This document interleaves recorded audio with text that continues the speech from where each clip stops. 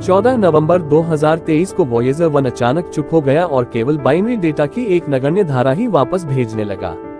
ऐसा लग रहा था कि अंतरिक्ष यान जो सौरमंडल से आगे निकल गया था, हमेशा के लिए खो गया है। इसका कारण विमान में लगे उड़ान डेटा सिस्टम FDS में मेमोरी विफलता थी, जिससे स्थायी रूप से संचार टूटने का खतरा था। हालांकि वैज्ञानिकों की टीम ने हार मानने से इनकार कर दिया। उन्होंने कोड को जांच की मेमोरी के अन्य क्षेत्रों में स्थानांतरित करने का निर्णय लिया। ये प्रक्रिया 18 अप्रैल 2024 को शुरू हुई और इसमें बहुत जोखिम भी था। सिग्नल को वॉयेजर तक पहुंचने में 22.5 घंटे लगे तथा प्रतिक्रिया में भी उतना ही समय लगा। प्रत्येक प्रयास अज्ञात की ओर एक कदम था। 2 दिन बाद कई महीनों के गहन परिश्रम और प्रत्याशा के बाद कुछ अविश्वसनीय घटित हुआ। वॉयेजर 1 ने पुनः संपर्क स्थापित कर लिया। वॉयेजरों ने सौरमंडल के किनारे पर कितनी असाधारण खोजें की, क्योंकि यह वैज्ञानिकों की कल्पना से बहुत अलग निकला। और वह रहस्यमय संकेत क्या था जो वॉयेजर 1 ने महीनों की भयावह चुप्पी के बाद भेजा था। 1970 के दशक के अंत में सौरमंडल में एक दुर्लभ घटना घटी, ग्रहों का संरेखण जो 175 वर्षों में केवल एक बार होता है। उस समय विशालकाय गज सौरमंडल के एक ओर पंक्तिबद्ध हो गए, जिससे एक ही मिशन में उनका अध्ययन करने का अनूठा अवसर पैदा हो गया। नासा ने इस अवसर का लाभ उठाया। वॉयेजर 1 को उसके जुड़वां विमान वॉयेजर 2 से आगे निकलने के बाद प्रक्षेपित किया गया था, क्योंकि इसकी गति 38,000 मील प्रति घंटा थी, जबकि वॉयेजर 2 की गति 34,360 मील प्रति घंटा थी। प्रक्षेपण के मात्र 13 दिन बाद ही इसने 7.2 मिलियन मील की दूरी से पृथ्वी और चंद्रमा की ऐतिहासिक तस्वीर खींची, जो इसकी महान यात्रा की शुरुआत का प्रतीक बन गई। 1979 में दोनों यान बृहस्पति ग्रह पर पहुंचे। इसके पहले अज्ञात छल्लों को उजागर किया, 3 नए चंद्रमाओं की खोज की तथा इसके सबसे बड़े उपग्रहों के विस्तृत चित्र खींचे। उन्होंने पुष्टि की कि गैनीमीड सौरमंडल का सबसे बड़ा चंद्रमा है, जबकि टाइटन को पहले सबसे बड़ा माना जाता था।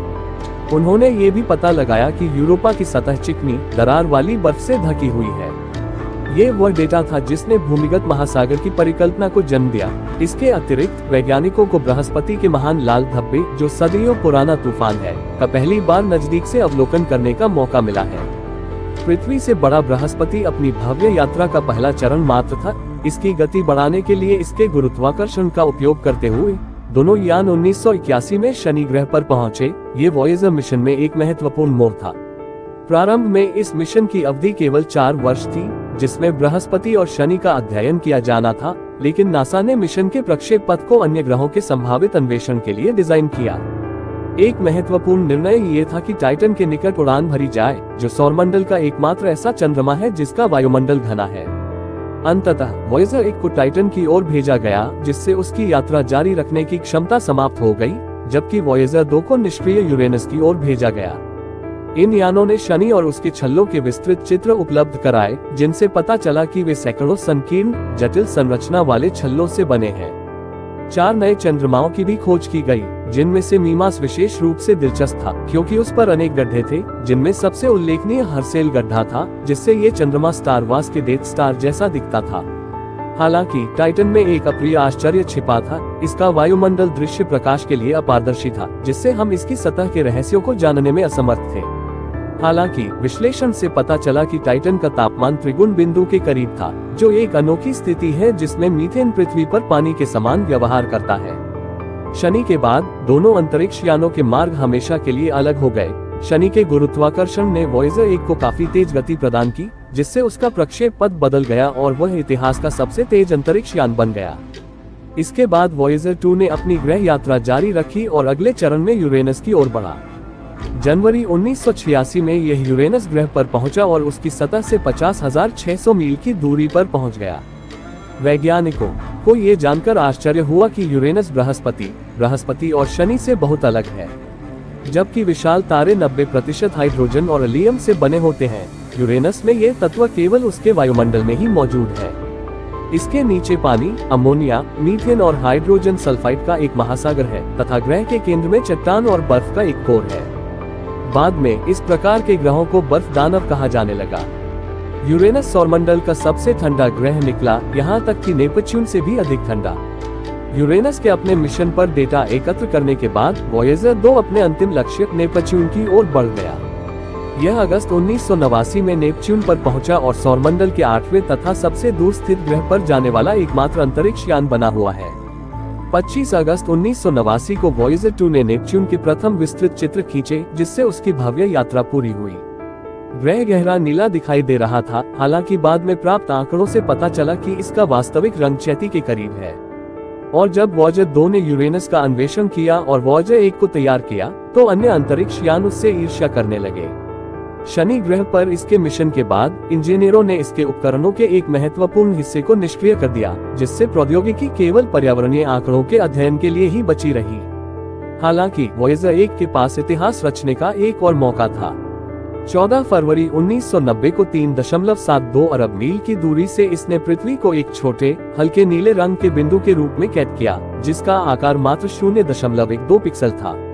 ये प्रतिष्ठित फोटो, जिसे हल्के नीले बिंदु के नाम से जाना जाता है, वॉयेजर 1 द्वारा ली गई अंतिम तस्वीर बन गई, इससे पहले कि दोनों जहाजों के कैमरे स्थायी रूप से बंद कर दिए गए। फिर हमारे अंतरिक्ष यात्रियों ने शांति की एक लंबी अवधि में प्रवेश किया, जो 1.5 दशक तक चली, जिसमें एक असाधारण घटना ने बाधा उत्पन्न की। 25 अगस्त 2012 को वॉयेजर 1 के उपकरणों ने सूर्य से निकलने वाले आवेशित कणों में तीव्र गिरावट दर्ज की, साथ ही आकाशगंगा ब्रह्मांडीय किरणों में भी वृद्धि दर्ज की। इसका अर्थ ये था कि अंतरिक्ष यान अंततः अंतरतारकीय अंतरिक्ष में प्रवेश कर गया था, तथा उस क्षेत्र को छोड़ दिया जहां सूर्य का प्रभाव समाप्त हो जाता है और अंतरतारकीय विकिरण हावी हो जाता है। धीमी गति से चलने वाले वॉयेजर 2 ने नवंबर 2018 में उसी सीमा को पार कर लिया। हमारे सौरमंडल का अनोखा बुलबुला, जिसे इलियोस्फीयर कहा जाता है, सूर्य से लगभग 11 अरब मील दूर तक फैला हुआ है। इसका निर्माण सौर वायु, सूर्य से आने वाले कणों के प्रवाह से होता है तथा यह हेलोप पर समाप्त होता है, जो कि लियोस्फीयर और इंटरस्टेलर माध्यम के बीच की सीमा है। वॉयेजर इस सीमा को पार करने वाले तथा सौरमंडल से बाहर निकलने वाले एकमात्र अंतरिक्ष यान है, तथा वहां उन्होंने जो कुछ खोजा उससे वैज्ञानिकों में व्यापक रुचि पैदा हुई तथा सक्रिय चर्चा हुई। पहले यह माना जाता था कि जैसे जैसे आप सूर्य से दूर जाते हैं, सौर हवा धीरे धीरे कमजोर होती जाती है। हालांकि जांच से प्राप्त आंकड़ों से पता चला है कि सौर हवा गायब नहीं होती है, बल्कि एक अलौकिक सीमा तक पहुंच जाती है। इस सीमा से आगे इसका प्रभाव बढ़ता है और अंतरतारकीय अंतरिक्ष शुरू होता है। इसका अर्थ यह है कि सौर हवा केवल नष्ट नहीं होती, बल्कि अपनी दिशा बदलती है तथा दो वातावरणों के बीच एक भौतिक सीमा बनाती है। सौर वायु एलोपोर के चारों ओर बहती है, जबकि अंतरतारकीय प्लाज्मा इसके चारों ओर बाहर से प्रवाहित होता है। हम एलोपोर का आकार भी निर्धारित करने में सक्षम थे। एक ओर यह गोले जैसा दिखता है, जबकि दूसरी ओर यह एक लंबी पूंछ के आकार में फैला हुआ है। दिलचस्प बात यह है कि यह आकार स्थिर नहीं है। सौरमंडल का किनारा निरंतर गतिशील रहता है। इलियोस्फीयर की सतह अप्रत्याशित असमान कोणों पर आने वाली विशाल तरंगों के कारण विकृत हो जाती है। ये तरंगे खगोलीय दूरी तक पहुंच सकती हैं, जो पृथ्वी और सूर्य के बीच की दूरी से 10 गुना अधिक या लगभग 930 मिलियन मील के बराबर है। इसके अलावा वॉयेजर डेटा का अध्ययन करके वैज्ञानिकों ने पाया कि एलोपोर में बहुत ही कम समय में तेजी से परिवर्तन हुए। इससे ये स्पष्ट हो सकता है कि क्यों इलियोस्फीयर सीमा को पार करने वाली दो तरंगों के बीच समय का अंतर इतना बड़ा, पूरे 6 वर्ष था। हालांकि एलोपोर आंदोलन में ये परिवर्तन मौजूदा वैज्ञानिक मॉडलों का खंडन करते हैं और अस्पष्ट बने हुए हैं। इसी प्रकार एलोपोर के निकट सौर वायु का तापमान और घनत्व भी व्याख्या से परे है। खगोल भौतिकीविदों को उम्मीद थी कि अंतरतारकीय विकिरण द्वारा सौर कणों की गति धीमी होने से तापमान और घनत्व में तीव्र वृद्धि होगी। यद्यपि ऐसा हुआ है, मापा गया मान सैद्धांतिक भविष्यवाणियों की तुलना में 10 गुना छोटा रहा है। यह अभी भी स्पष्ट नहीं है कि यह ऊर्जा कहां खो गई है। वॉयेजर 1 और वॉयेजर 2 अंतरिक्ष यान से प्राप्त आंकड़ों से ये भी पता चला कि अंतरतारकीय अंतरिक्ष में सघन व ठंडा प्लाज्मा होता है, जबकि सौरमंडल के किनारे का प्लाज्मा गर्म व कम सघन होता है। इस बात पर जोर देना महत्वपूर्ण है कि ये दो प्रकार के प्लाज्मा एक दूसरे के साथ परस्पर क्रिया करते हैं। सौर हवा और अंतरतारकीय हवा के कण आपस में मिल जाते हैं। एलोपोस और अंतरतारकीय अंतरिक्ष के बीच एक प्रकार की सीमा परत का निर्माण होता है, लेकिन सूर्य और अंतरतारकीय अंतरिक्ष के बीच अंतःक्रिया यही समाप्त नहीं होती है। सूर्य द्वारा उत्सर्जित प्रघात तरंगे अंतरतारकीय अंतरिक्ष के छिद्रों से होकर गुजर सकती हैं, जिससे सुपरनोवा द्वारा उत्पन्न प्रघात तरंगों के समान गड़बड़ी पैदा हो सकती है, जो अंतरतारकीय अंतरिक्ष में फैल जाती है। वॉयेजर्स की बदौलत वैज्ञानिकों ने ये भी पता लगाया है कि अंतरतारकीय चुंबकीय क्षेत्र पहले की अपेक्षा 3 गुना अधिक शक्तिशाली है। इसका अर्थ यह है कि अंतरतारकीय कण हीलियोस्फीयर पर अपेक्षा से 10 गुना अधिक दबाव डालते हैं। इस अंतःक्रिया से प्राप्त डेटा सूर्य और अंतरतारकीय अंतरिक्ष के बीच क्या घटित होता है, इसकी अधिक व्यापक समझ प्रदान करता है। ये जानकारियां खगोलविदों द्वारा अध्ययन किए जा रहे सभी तारों पर लागू की जा सकती हैं, क्योंकि ऐसा माना जाता है कि अन्य तारा प्रणालियां भी संभवतः हमारे सौरमंडल के समान ही गुण और प्रक्रियाएं साझा करती हैं। अंतरतारकीय अंतरिक्ष में अपनी यात्रा के दौरान वॉयेजर्स पृथ्वी पर संकेत भेजते रहे तथा अपने उपकरणों की स्थिति और उनके स्थानों के बारे में डेटा प्रेषित करते रहे। हालांकि 2022 में वॉयेजर 1 ने अप्रत्याशित रूप से एक अजीब संकेत प्रेषित किया। पृथ्वी से 23.5 अरब किलोमीटर दूर रहते हुए इसने अपनी स्थिति शून्यों की श्रृंखला या संख्या 377 के बारे में अव्यवस्थित डेटा प्रसारित करना शुरू कर दिया। इस रहस्यमय संकेत ने वैज्ञानिकों को हैरान कर दिया। संख्या अनुक्रम में महत्वपूर्ण जानकारी हो सकती है या खराबी का संकेत हो सकता है। बाद में पता चला कि ये दूसरा विकल्प था। समस्या अंतरिक्ष यान की ऊंचाई नियंत्रण और चालन प्रणाली से संबंधित थी। यद्यपि अंतरिक्ष यान को मैन्युअल रूप से नियंत्रित करना अभी भी संभव था, लेकिन वॉयेजर 1 ने अपनी स्थिति का सटीक पता लगाना खो दिया, जो संभवतः ब्रह्मांडीय विकिरण के कारण उसके नेविगेशन सिस्टम पर प्रभाव पड़ने के कारण हुआ। नासा के इंजीनियरों ने एक अन्य ऑनबोर्ड कंप्यूटर के माध्यम से टेलीमेट्री संचारित करके इस समस्या का सफलतापूर्वक समाधान किया। एक और चिंताजनक घटना तब घटी जब वॉयेजर 1 14 नवंबर 2023 से 5 महीने की विस्तारित अवधि के लिए मौन हो गया। ऐसा इसकी एक चिप में कोड के दूषित होने के कारण हुआ था। इस समस्या को ठीक करने के लिए टीम ने ऑनबोर्ड कंप्यूटर की मेमोरी के अन्य सत्रों में कोड को पुनः आवंटित करने का निर्णय लिया। 18 अप्रैल 2024 को डेटा स्थानांतरण प्रक्रिया शुरू हुई, जिसके लिए काफी समय की आवश्यकता थी। सिग्नल भेजने के बाद टीम को अंतरिक्ष यान तक सिग्नल पहुंचने के लिए 22.5 घंटे तथा प्रतिक्रिया के लिए 22.5 घंटे इंतजार करना पड़ा। 20 अप्रैल को टीम ने ऑपरेशन की सफलता की पुष्टि की और 5 महीने बाद वैज्ञानिक वॉयेजर 1 के साथ संपर्क बहाल करने और उसकी कार्यक्षमता को सत्यापित करने में सफल हुए। ये खराबी हमें याद दिलाती है कि हमारे अंतरिक्ष यात्रियों का जीवन खत्म होने वाला है। नासा को उम्मीद है कि वॉयेजर के उपकरण 2025 तक काम करेंगे, उसके बाद धीरे धीरे बंद होने लगेंगे। कुछ वर्षों में अंतरिक्ष यान पृथ्वी के साथ संचार करने के लिए आवश्यक शक्ति खो देगा। संभवतः मिशन की 50वीं वर्षगांठ के आसपास यह इस परियोजना का अंतिम अध्याय होगा। संपर्क टूटने के बाद भी अंतरिक्ष यात्रियों की ये यात्राएं जारी रही। वे कई आकर्षक घटनाओं के साक्षी बन सकेंगे, हालांकि वे हमें उनके बारे में नहीं बता सकेंगे। 01 हमसे लगभग 3.5 खगोलीय इकाई प्रति वर्ष की गति से दूर जा रहा है। एक खगोलीय इकाई सूर्य और पृथ्वी के बीच की औसत दूरी है, जो लगभग 93 मिलियन मील या 150 मिलियन किलोमीटर है। वॉयेजर 1 वर्तमान में वर्ष 4272 यानी आज से 38,200 वर्ष बाद तारामंडल की ओर बढ़ रहा है। ये प्रोफेसर माइनर तारामंडल के एक अल्पज्ञात तारे HC प्लस 793.8 से 1.7 प्रकाश वर्ष की दूरी पर पहुंचेगा। इसका जुड़वां वॉयेजर 2 लगभग 3.1 खगोलीय इकाई प्रति वर्ष की दर से सौरमंडल से बाहर जा रहा है। लगभग 40,000 वर्षों में यह ROS 248 नामक तारे से लगभग 1.7 प्रकाश वर्ष की दूरी पर आ जाएगा, जो एंड्रोमेडा तारामंडल का एक छोटा तारा है। वॉयेजर 1 इस समय पृथ्वी से लगभग 25 अरब किलोमीटर दूर है, जबकि वॉयेजर 2 20 अरब किलोमीटर दूर है। यद्यपि वे बहुत पहले ही सूर्य के पास से गुजर चुके हैं, फिर भी यह कहना पूरी तरह सही नहीं है कि वॉयेजर पूरी तरह से सौरमंडल से बाहर निकल चुके हैं। वैज्ञानिकों का मानना है कि सौरमंडल में सूर्य के गुरुत्वाकर्षण प्रभाव के अंतर्गत आने वाली सभी चीजें शामिल हैं। आज परिकल्पना यह है कि इस प्रभाव की अंतिम सीमा बादल है, जो सौरमंडल के चारों ओर एक गोलाकार और ध्रुवीय क्षेत्र है, जो धूमकेतुओं के स्रोत के रूप में कार्य करता है, जो समय समय पर हमारे ग्रहीय मंडल में प्रवेश करते हैं।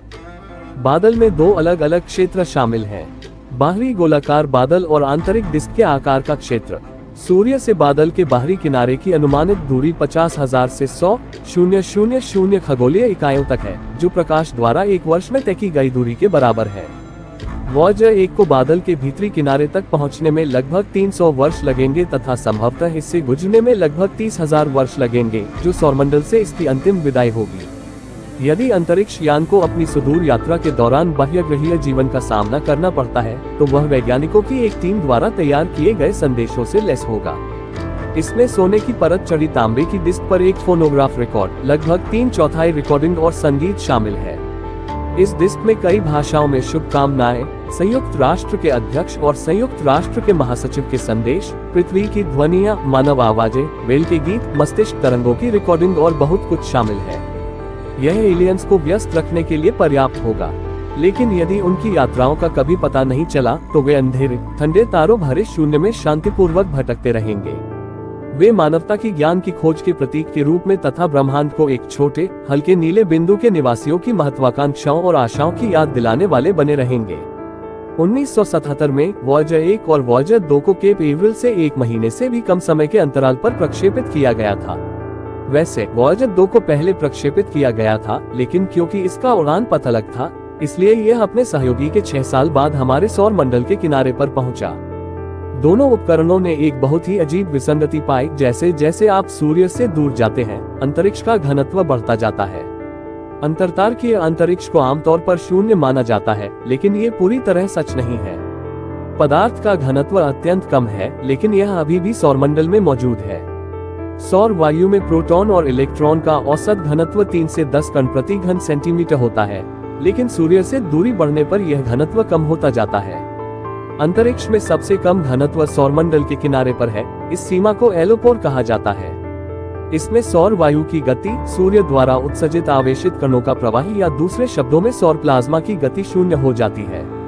सूर्य और पृथ्वी के बीच के क्षेत्र को हीलियोस्फीयर कहा जाता है। यह एक प्रकार का बुलबुला है जिसमें सौरमंडल के सभी ग्रह डूबे हुए हैं। इस सीमा पर प्रोटॉन और इलेक्ट्रॉन का घनत्व 0.002 कण प्रति घन सेंटीमीटर होता है। गणना के अनुसार अंतर्तारकीय अंतरिक्ष में स्थित एलोपोर के पीछे कण घनत्व 0.037 कण प्रति घन सेंटीमीटर होना चाहिए। वॉयेजर 2 उपकरण ने दिखाया कि सौरमंडल के बाहर सूर्य से 119.7 खगोल इकाइयों या 17.9 अरब किलोमीटर की दूरी पर घनत्व 0.039 कण प्रति सेंटीमीटर था। ये लगभग गणना से मेल खाता है, लेकिन फिर अजीब चीजें शुरू हो गयी। 124.2 खगोलीय इकाई या 18.5 अरब किलोमीटर की दूरी है। घनत्व 0.12 कण प्रति घन सेंटीमीटर था। घनत्व क्यों बढ़ रहा है, हम निश्चित रूप से इसके बारे में थोड़ी देर बाद बात करेंगे, लेकिन अभी हम हेलियोस्फीयर से कहीं अधिक बड़े एक अन्य बुलबुले के बारे में बात करते हैं, ताकि आप ब्रह्मांड के सभी प्रतिबिंबों की सराहना कर सके जिसने हमें एक ही समय में 2 बुलबुले में रखा और उनके बीच के रिश्ते को समझ सके। जब आप गहरे अंतरिक्ष की तस्वीरें देखते हैं तो आपको ऐसा लगता है कि वह अंतर्तारकीय धूल और चमकदार गैस के बादलों से भरा हुआ है। लेकिन पिछली सदी के 70 और 80 के दशक में खगोलविदों ने इस तथ्य पर ध्यान देना शुरू किया कि सूर्य के चारों ओर का आकाशगंगा स्थान इस तस्वीर से अलग है। ऐसा प्रतीत हो रहा था कि सौरमंडल लगभग पूर्ण शून्य में घूम रहा है। इस वर्ष हार्वर्ड एवं Smithsonian centre for astrophysics (CFA) के वैज्ञानिकों ने ये साबित कर दिया कि हाँ, हम वास्तव में एक प्रकार के शून्य में हैं। उन्होंने सबसे जटिल कंप्यूटर सिमुलेशन का संचालन किया, जिससे अंतरिक्ष और समय का त्रि-आयामी पुनर्निर्माण हुआ। अध्ययन से पता चला कि सूर्य और पृथ्वी लगभग 1000 प्रकाश वर्ष व्यास वाले एक विशाल बुलबुले के केंद्र में स्थित हैं, जिसे उन्होंने स्थानीय बुलबुला कहा। गणना के अनुसार इसका निर्माण लगभग 14 मिलियन वर्ष पहले शुरू हुआ था। ऐसा होने के लिए कई मिलियन वर्षों में लगभग 15 सुपरनोवा का विस्फोट होना आवश्यक है। विस्फोटों की इस श्रृंखला ने प्रकाश के दबाव से अंतर्तारकीय गैस को बाहर की ओर धकेल दिया, जिससे सीमा पर सघन सतह वाली एक बुलबुला जैसी संरचना का निर्माण हुआ। और अब बुलबुला आकार में बढ़ता जा रहा है। जब ये बुलबुला पहली बार बना था, तब ये लगभग 60 मीटर प्रति सेकंड की गति से फैल रहा था। यूरोपीय अंतरिक्ष एजेंसी की गया अंतरिक्ष वेधशाला द्वारा एकत्रित आंकड़ों के अनुसार बुलबुला अभी भी 4 मीटर प्रति सेकंड की गति से फैल रहा है। इसकी सतह पर 7 तारा निर्माण क्षेत्र पाए गए, घने आणविक बादल जहां तारे बनते हैं। तारा निर्माण की प्रक्रिया स्थानीय बुलबुले की सतह पर हर जगह होती है और आकाशगंगा में ऐसे कई बुलबुले हैं। इसलिए ये संभव है कि अन्य तारे, यहाँ तक कि ग्रह भी हों, जो हमारी तरह अपने स्थानीय बुलबुले में हों। दिलचस्प बात यह है कि शुरुआत में सूर्य हमारे ब्रह्मांड के केंद्र में नहीं था। जब ये विनाशकारी विस्फोट हुए, तब सूर्य घटनास्थल से बहुत दूर था, लगभग 1000 प्रकाश वर्ष दूर। लेकिन जैसा कि वियना विश्वविद्यालय के खगोल भौतिक विज्ञानी जोआओ अल्वेस ने बताया, लगभग 5 मिलियन वर्ष पहले आकाशगंगा के केंद्र की परिक्रमा करते हुए सूर्य लगभग बुलबुले के केंद्र पर आ पहुंचा था। यह अन्य अध्ययनों से प्राप्त पृथ्वी की पपड़ी में अतिभार से रेडियोधर्मी लौह समस्थानिक जमाव के अनुमान के अनुरूप है। शोधकर्ताओं का सुझाव है कि आकाशगंगा में संभवतः अधिक तारा निर्माण बुलबुले मौजूद हैं। शोध लेखक और CFA खगोलशास्त्री एलिसा गुडमैन, जिन्होंने इग्लू की स्थापना की, अपने बयान में बताती है कि सांख्यिकीय रूप से सूर्य किसी विशाल बुलबुले के मध्य में कहीं भी नहीं होगा यदि वे सभी जगह बिखरे हुए न हों। उन्होंने कहा कि स्थानीय बुलबुला बिल्कुल वैसा ही बुलबुला है जिसमें हम अभी हैं। हमें लगता है कि द सन अपने इतिहास में संभवतः कई सुपर बुलबुलों से गुजर चुका है। वैज्ञानिकों ने ब्रह्मांड की तुलना स्विस पनीर से की है। सुपरनोवा विस्फोटों के कारण ब्रह्मांड में छेद हो रहे हैं तथा मरते तारों के कारण बने छिद्रों के किनारों पर नए तारों का निर्माण हो रहा है। अनुसंधान दल की योजना अधिक ब्रह्मांडीय बुलबुलों का मानचित्रण करने की है ताकि उनके आकार, स्थान और आकृति का पूर्ण 3D चित्रण प्राप्त किया जा सके। अंतरिक्ष के विशाल विस्तार में बुलबुले कहाँ हैं, इसका मानचित्रण करके खगोलविद ये पता लगा सकते हैं कि ये बुलबुले तारों के शीर्ष के रूप में कैसे कार्य करते हैं, वे एक दूसरे के साथ कैसे अंतःक्रिया करते हैं तथा समय के साथ मिल्की वे जैसी आकाशगंगाएं कैसे विकसित हुई हैं। स्थानीय बुलबुले के खुलने से सौरमंडल की संरचना इस प्रकार दिखती है। केंद्र में सूर्य है जिसके चारों ओर 8 ग्रह घूमते हैं। अंतिम ग्रह नेपच्यून है जो लगभग 4.45 अरब किलोमीटर या 30 खगोलीय इकाइयों की दूरी पर है। ये पृथ्वी से सूर्य से 30 गुना अधिक दूर है। नेपच्यून के पीछे कुइपर बेल्ट है जो छोटे खगोलीय पिंडों का एक संग्रह है, जिनमें से सबसे प्रसिद्ध प्लूटो है जिसे लंबे समय से ग्रह माना जाता है। कुइपर बेल्ट लगभग 55 खगोल इकाइयों तक फैला हुआ है। इसके अलावा 125 से 135 खगोलीय इकाइयों की दूरी है। एक एलोपोज है जिसका वर्णन हम पहले ही कर चुके हैं। आइए अब हम ये बताएं कि घनत्व अपनी सीमा पर क्यों बढ़ने लगता है। ऐसा इसलिए है क्योंकि यहाँ सौर प्लाज्मा अंतरतारकीय प्लाज्मा से टकराता है। कल्पना कीजिए कि 2 जलधाराएं ब्रह्मांडीय गति से आमने सामने टकरा रही हैं। बेशक टक्कर बिंदु पर घनत्व बढ़ जाता है। ये ट्रैफिक जाम कणों की अराजकता जैसा होता है और इस ट्रैफिक जाम के पीछे 0.75 से 1.5 एनुलस की दूरी पर आर क्लाउड फैला हुआ है, जो 1 ट्रिलियन आकार तक के बर्फीले पिंडों का एक गोलाकार बादल है जो लंबी अवधि के धूमकेतुओं के स्रोत के रूप में कार्य करता है। यहाँ अंतरतारकीय हवा पहले से ही हावी है, लेकिन सूर्य अभी भी अपनी अंतिम शक्ति के साथ पिंडों को अपने गुरुत्वाकर्षण क्षेत्र में रोके हुए है। बेशक हमारे कई दर्शक आश्चर्यचकित हो सकते हैं। खैर, हम एक ऐसे बुलबुले में हैं जो पृथ्वी के मानकों से भी बहुत बड़ा है, यहाँ तक कि दोहरे बुलबुले स्थानीय और इलियोस्फीयर में भी। तो फिर इसका हमारे जीवन पर क्या प्रभाव पड़ता है? इस छोटे बुलबुले इलियोस्फीयर के बारे में हम स्पष्ट रूप से कह सकते हैं कि इसके कारण, इसके किनारे पर बने ट्रैफिक जाम के कारण पृथ्वी आकाशगंगा के केंद्र से आने वाले उच्च ऊर्जा वाले ब्रह्मांडीय कणों से विश्वसनीय रूप से सुरक्षित है। अब स्थानीय बुलबुले के लिए वैज्ञानिकों ने बहुत पहले पता लगाया था कि हमारी आकाशगंगा मिल्की वे एक सर्पिल डिस्क की तरह आकार की है। इसके केंद्र से कई सर्पिल निकलते हैं जिन्हें खगोलशास्त्री भुजाएं कहते हैं। वर्तमान में हमारा सूर्य धनु भुजा और परसियस भुजा के बीच लगभग आधे रास्ते पर है और हमारा सूर्य आकाशगंगा के केंद्र के चारों ओर घूमता है। ये हर 200 मिलियन वर्ष में एक चक्कर लगाता है। हम इसे गैलेक्टिक वर्ष कहते हैं। मनुष्य के उद्भव को अभी केवल 0.008 वर्ष ही बीता है।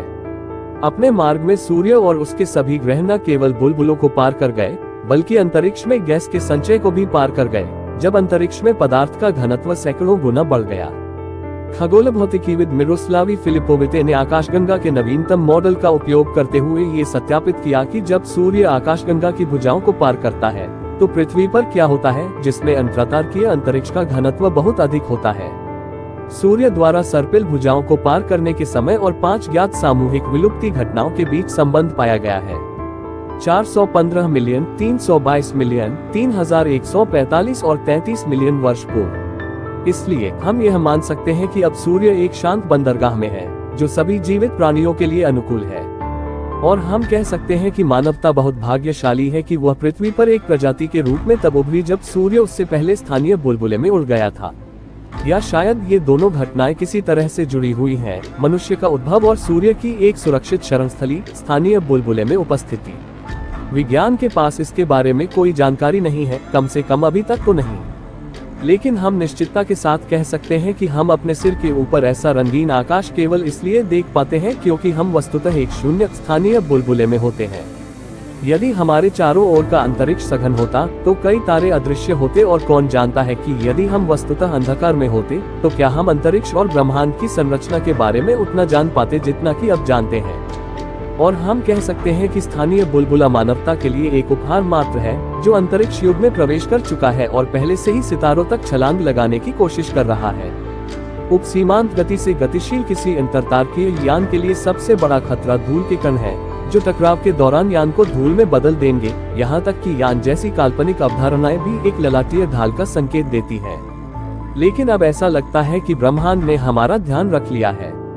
उन्होंने सूर्य के आसपास की धूल को साफ कर दिया है और मानो कह रहे हैं, आगे बढ़ो लोगों, अल्फा केंद्रित और टेलीट का रास्ता खुला है। अपडेट के लिए बने रहें और मानवता की महानतम उपलब्धियों पर नजर रखें। देखने के लिए धन्यवाद। ऐसा लगता है कि अंतरिक्ष एक खाली और परित्यक्त जगह है, जहां हमारी जैसी किसी अन्य सभ्यता का लेश मात्र भी निशान नहीं है। लेकिन इसका मतलब यह है कि ब्रह्मांड बिल्कुल शांत है और कोई भी नहीं है हमारे अलावा। क्या आपने इसका पता लगाने की कोशिश की है? वैज्ञानिकों की हालिया खोजें इसके विपरीत साबित हो सकती हैं। सबसे दूर स्थित अंतरिक्ष अन्वेषण यान वॉयेजर 1 लगभग 44 वर्षों से यात्रा कर रहा है और अभी भी पृथ्वी पर डेटा भेज रहा है। और एक दिन वैज्ञानिकों ने एक अत्यंत विचित्र ब्रह्मांडीय गुंजन सुनी। यद्यपि जांच यान ने पहले भी इसी प्रकार की रिकॉर्डिंग भेजी थी, लेकिन नव खोजे गए संकेत काफी भिन्न थे। मानव इतिहास में पहली बार हमें ये पता लगाने का मौका मिला है कि हमारे सौरमंडल के बाहर क्या छिपा है। ये संकेत पृथ्वी से 14 अरब मील से भी अधिक दूरी पर पाया गया। यह ऐसी ध्वनि थी जो लगभग 3 वर्षों तक 3 किलोहर्ट्ज पर स्थिर रही। ये वॉयेजर 1 द्वारा ज्ञात सबसे अधिक स्थिर और दीर्घकालिक ध्वनि थी, तथा वैज्ञानिक इसका पता तभी लगा पाए जब अंतरिक्ष यान काफी दूर चला गया। लेकिन ये रहस्यमय ध्वनि कहां से आए? अधिकांश वैज्ञानिकों का मानना है कि यह गुंजन ब्रह्मांड की गहराई में कहीं यात्रा कर रही प्लाज्मा तरंगों का परिणाम है। प्लाज्मा एक प्रकार की महत्वपूर्ण निर्माण सामग्री है जो लगभग सभी ब्रह्मांडीय वस्तुओं का निर्माण और उत्सर्जन करती है।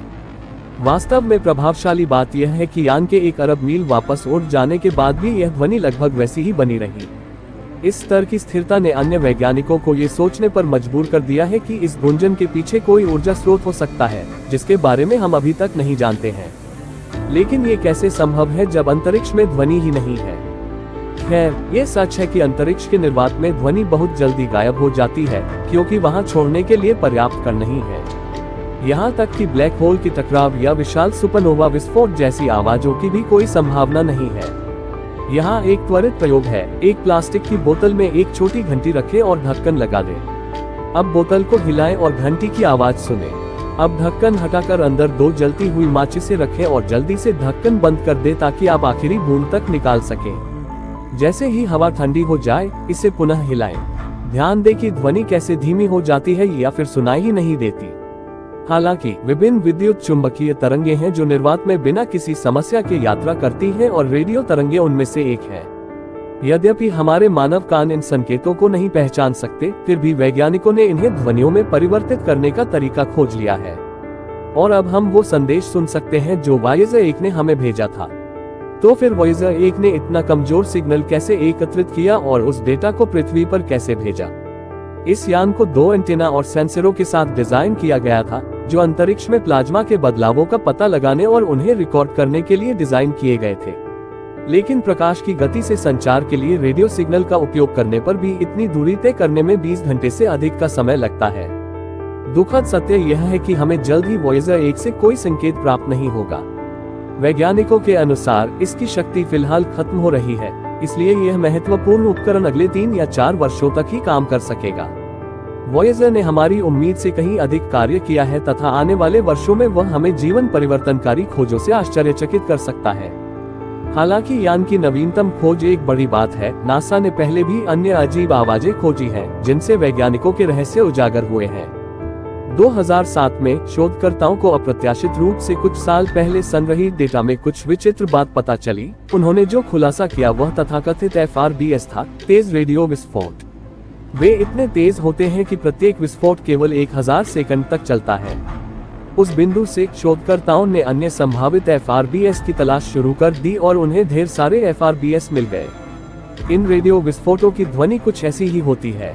अब तक तो यही लगता है कि हम ब्रह्मांड के बारे में जितना अधिक खोज करते हैं उतने ही अधिक प्रश्न उठते हैं।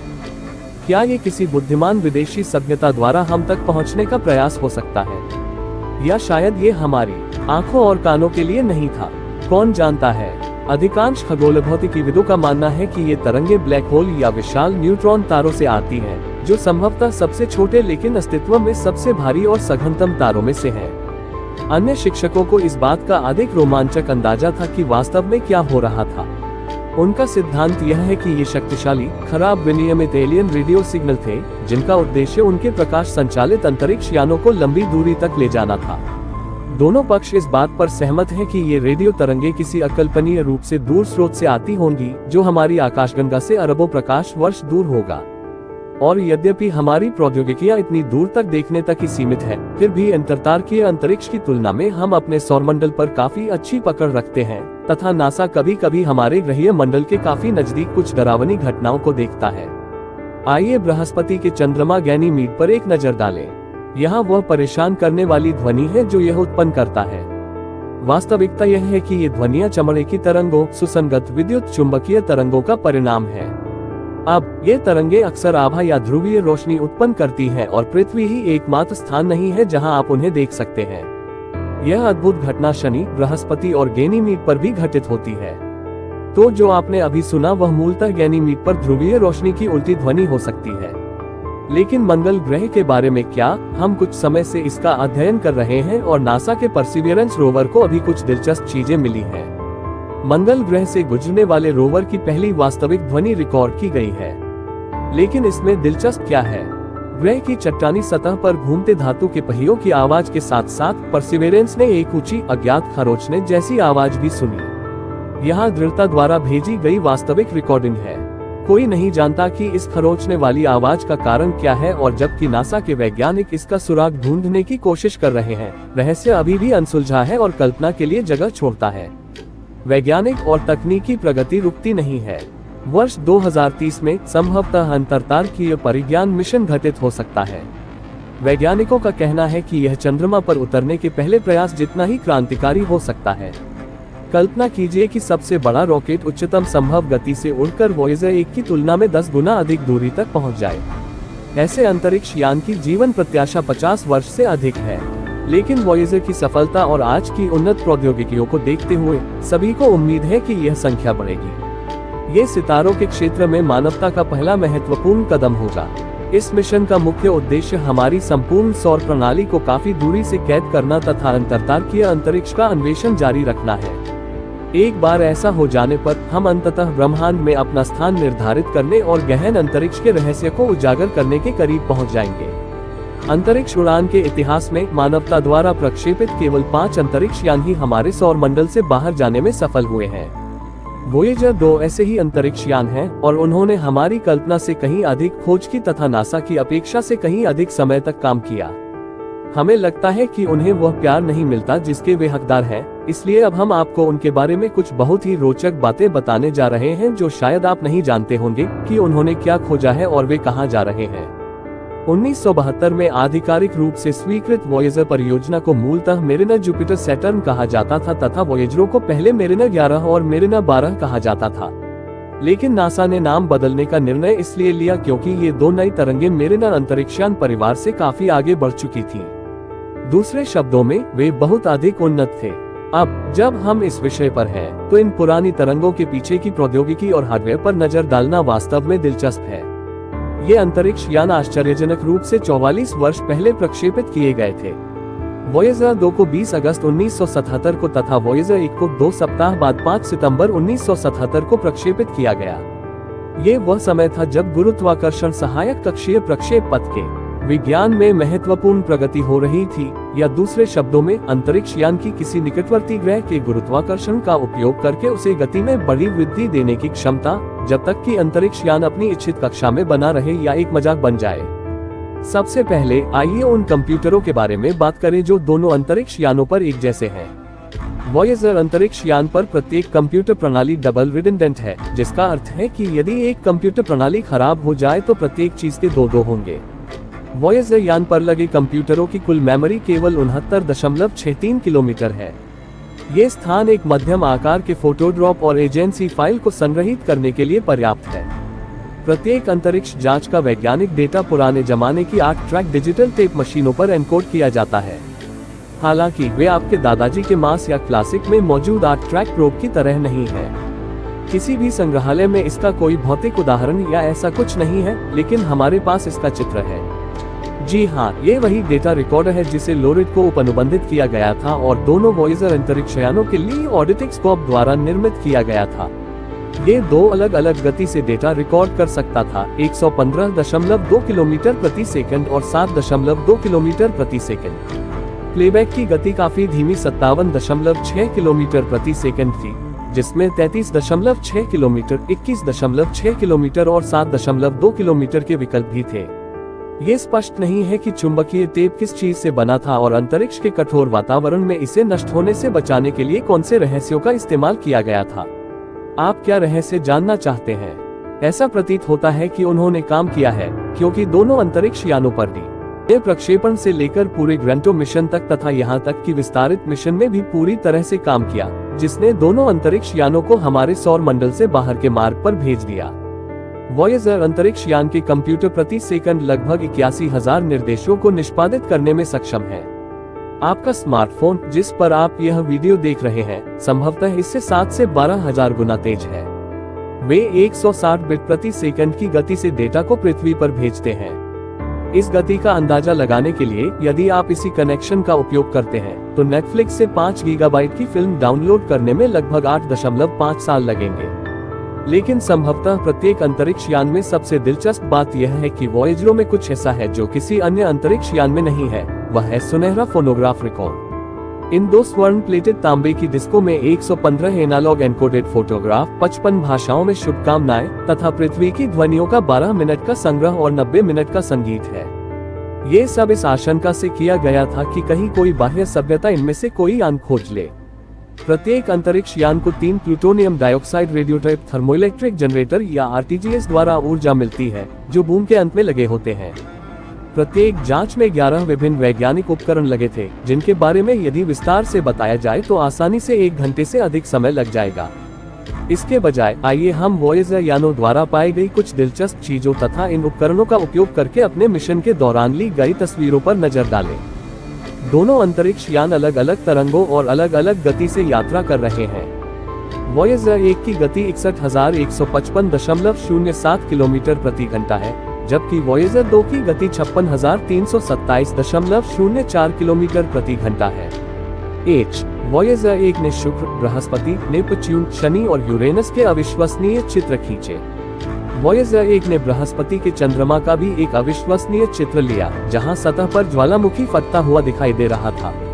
ये पहली बार था जब सौरमंडल में कहीं और सक्रिय ज्वालामुखी देखा गया था। लेकिन वॉयेजर 1 द्वारा ली गई सबसे प्रसिद्ध छवि पृथ्वी की थी, जिसे हल्के नीले रंग के बिंदु के रूप में जाना जाता है। 14 फरवरी 1990 को लिया गया ये चित्र अंतरिक्ष से 6 अरब किलोमीटर दूर है और इसी से प्रेरित होकर कोचिन की पुस्तक का शीर्षक ए लाइट ब्लू डॉट रखा गया, जो अंतरिक्ष में मानव के भविष्य की एक परिकल्पना है। दूसरी ओर वॉयेजर 2 ने 24 अप्रैल 1979 को बृहस्पति के चित्र भेजना शुरू किया, जिन्हें गैसीय महाकाय ग्रह के वायुमंडलीय परिसंचरण का एक टाइम लैप्स चलचित्र दिखाने के लिए एक साथ जोड़ा गया, जिसमें कुख्यात ग्रेट रेड स्पॉट तूफान भी शामिल था, जिसका व्यास पृथ्वी के व्यास से 3 गुना बड़ा है। वॉयेजर 2 ऐसा इसलिए कर सका क्योंकि वह बृहस्पति और बृहस्पति के चंद्रमाओं के करीब से गुजरा था। 25 अगस्त 1989 को वॉयेजर 2 नेपच्यून के चंद्रमाओं में से एक ट्राइटन के पास से उड़ान भरी। इस रोमांचक मुठभेड़ का वीडियो बनाने के लिए वॉयेजर 2 के डेटा का उपयोग किया गया और इसने हमें बृहस्पति को ऐसे रूप में दिखाया जैसा हमने पहले कभी नहीं देखा था। वॉयेजर 1 और 2 ने मिलकर हमारे सौरमंडल के सभी विशाल ग्रहों और 48 चंद्रमाओं, एक अद्वितीय वलय प्रणाली और प्रत्येक बाहरी ग्रह के चुंबकीय क्षेत्र का अन्वेषण किया। लेकिन ये सब कुछ नहीं होगा जो वॉयेजर 1 और 2 खोजेंगे, जैसा कि आप खोजने वाले हैं। वास्तव में उन्हें इससे कहीं अधिक रहस्यमय और अज्ञात चीज का सामना करना पड़ेगा, जिसके लिए उन्हें डिजाइन भी नहीं किया गया था। वॉयेजर 1 ने 25 अगस्त 2012 को अंतर्तारकीय अंतरिक्ष में प्रवेश किया और ऐसा करने वाली यह पहली मानव निर्मित वस्तु थी। जब वॉयेजर 1 ने लायोस्फीयर को छोड़ा, जो कि आवेश कणों का एक विशाल बुलबुला है जिसे सूर्य अपने चारों ओर छोड़ता है, तो जांच ने लायोस्फीयर के कणों में 1000 गुना गिरावट और सौर मंडल से बाहर भेजे जाने वाले आकाशगंगा ब्रह्मांडीय किरणों में 9% की वृद्धि दर्ज की। अंतरतारकीय अंतरिक्ष में उड़ान भरने के बाद से वॉयेजर 1 ने ब्रह्मांड के इस अंधकारमय क्षेत्र की स्थितियों के बारे में कुछ जानकारी भेजी है।